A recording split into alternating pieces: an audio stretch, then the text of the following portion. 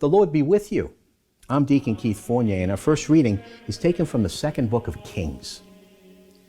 Naaman, army commander to the king of Aram, was a man who enjoyed his master's respect and favor, since through him Yahweh had granted victory to the Aramaeans. But the man suffered from a virulent skin disease. Now on one of their raids into Israelite territory, the Aramaeans had carried off a little girl who became a servant of Naaman's wife. She said to her mistress, "If only my master would approach the prophet of Samaria, he would cure him of his skin disease." Naaman went and told his master, "This and this," he reported, "is what the girl from Israel has said." "Go by all means," said the king of Aram.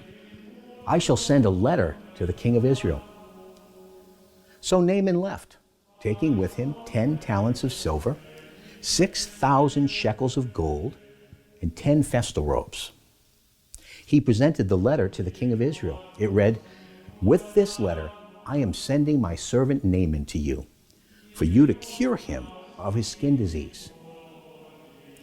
Now when the king of Israel read the letter, he tore his clothes.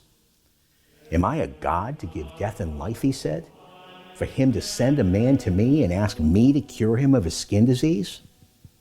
Listen to this and take note of it, and see how he intends to pick a quarrel with me."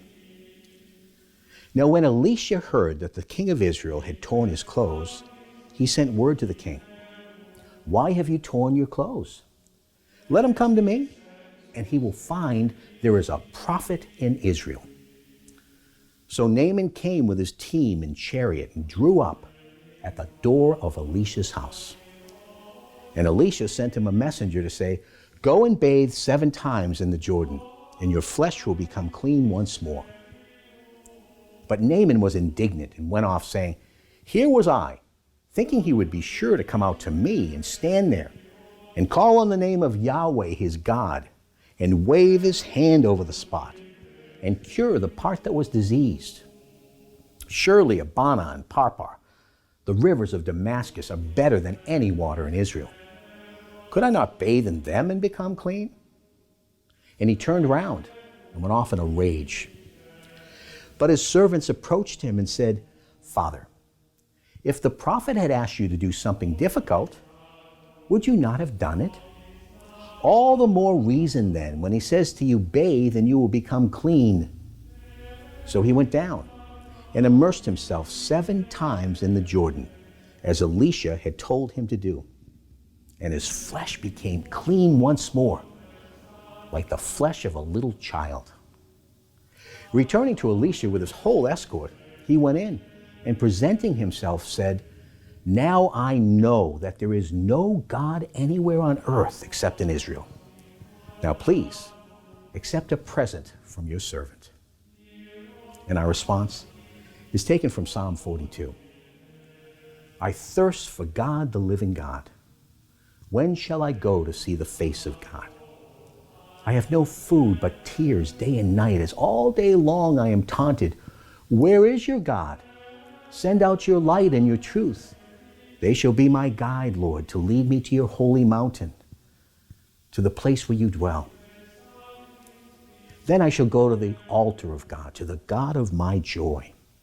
I will rejoice and praise you on the harp, O God, my God." In a reading from the Holy Gospel, according to St. Luke. And Jesus went on, "In truth I tell you, no prophet is ever accepted in his own country. There were many widows in Israel, I can assure you, in Elijah's day, when heaven remained shut for 3 years and 6 months, and a great famine raged throughout the land. But Elijah was not sent to any of these. He was sent to a widow at Zarephath, a town in Sidonia. And in the prophet Elisha's time, there were many suffering from virulent skin diseases in Israel. But none of these was cured, only Naaman the Syrian. When they heard this, everyone in the synagogue was enraged. They sprang to their feet and hustled him out of the town.